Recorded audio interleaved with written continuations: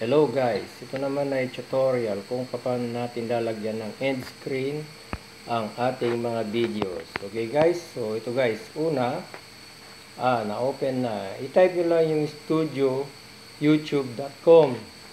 Okay guys, so ayan na yung ating account. Okay, so pagkatapos guys, dahil na-load akong bagong video, pupunta tayo sa ating mga video muna. Ito, click nyo itong videos. Ayan. Lilitaw ngayon yung ating mga videos. Okay guys? So ngayon guys, ang gagawin natin, ayan. So itong videos na to, itong travel guide, my longest journey, lalagyan natin ng end screen. Ayan, pindutin nyo yung lalagyan natin ng end screen. Ilalagay natin ngayon yung latest natin guys. So ito guys, pindutin nyo itong editor. Ito, editor. Ayan. Pag lumitaw na yung editor guys, ayan, lumitaw na to. Pipindutin nyo ngayon yung end screen. Ayan, yung end screen. Pipindutin natin itong plus. Okay, plus ng end screen. Ayan, ililitaw na videos. Okay.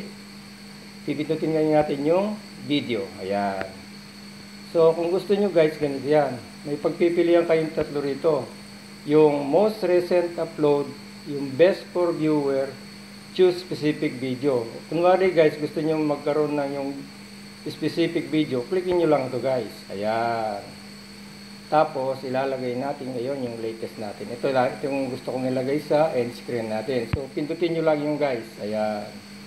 So, pagka pindut yung guys, isi-save lang natin yan dito. Dito natin isi-save. Dali, palitin natin. Ayan, dito. Ayun. So, yung save na yan, pindutin mo lang yung save na yan. Ayan, save. So, ngayon guys, okay na yung guys. Meron na tayong end screen. Okay guys? So, ganun lang ang paglagay ng end screen sa mga video natin. Para pagpatapos nilang panoorin, lilitaw yung end screen. Ang lilitaw na end screen guys, ito, check-in baggage tips. Okay guys? So, ganun lang guys. Okay, thank you sa panonood. Please like and subscribe. Okay guys, thank you.